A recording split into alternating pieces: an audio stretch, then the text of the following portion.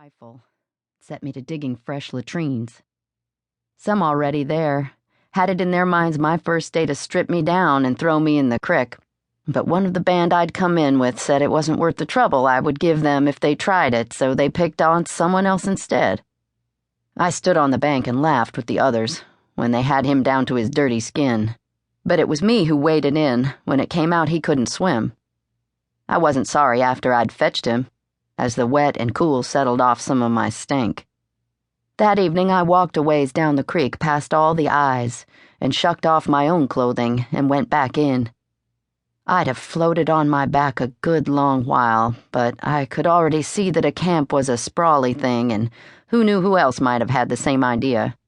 So I got in and out and dried and dressed back up quick. The boys at my tent had a game of cards going when I got back, and I stood a while and watched it. In between bets, they talked about all the rebel whipping to come. They had pipes in their mouths and cheeks still fat from their farms. I did not know what was coming any better than they did, but it did not feel like a thing to rattle happy at the dark about. Still, when one of them looked up from his poor hand and asked how many rebels I planned on killing, I smiled and put my own pipe in my mouth and said I'd get my 100. A little later, after I had tended to my gun and polished my bayonet, I lay under my blanket and thought about that 100. I thought about my Bartholomew, too. I thought about the 100, and then I thought about Bartholomew. Then I fell asleep and dreamed I was floating dead as the ages in the cool waters of the crick. We had talked on it for 2 months before I went.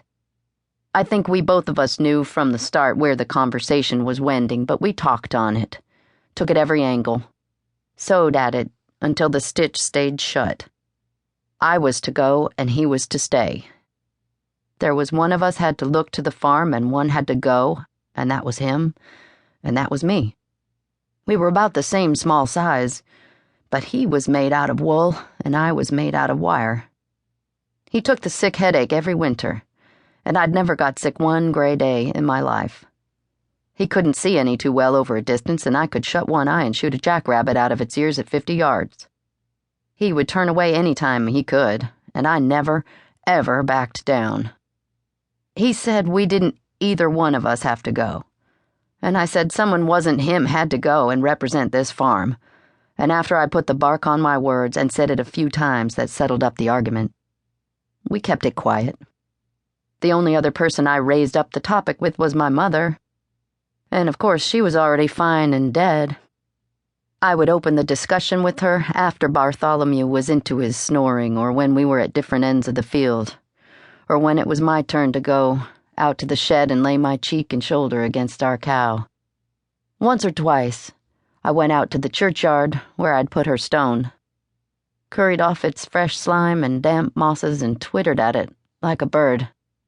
My mother had traveled in a train once, and I told her I wanted to travel like her. Whoosh across the countryside, float the length of its long waters in a boat.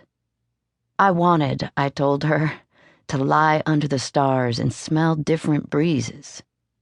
I wanted to drink different waters, feel different heats, stand with my comrades atop the ruin of old ideas, walk forward with 1,000 others, plant my boot and steal my eye and not run.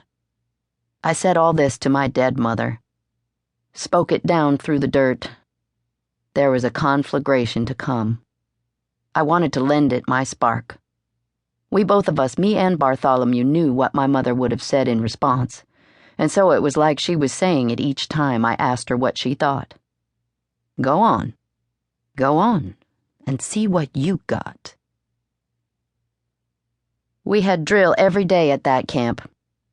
We filled up our bags and toted our muskets, and we marched long miles out into nowhere and back, and we stood at attention for inspection, and spent every second we stood there wishing the hot weather would turn.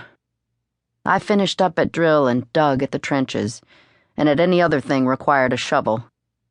Once it was a sinkhole for the cooks. Another time it was a row of fresh, neat graves I helped dig and then fill. Boys they put in them had died of diphtheria. 1 or 2 was ones I had walked into camp with. 5 minutes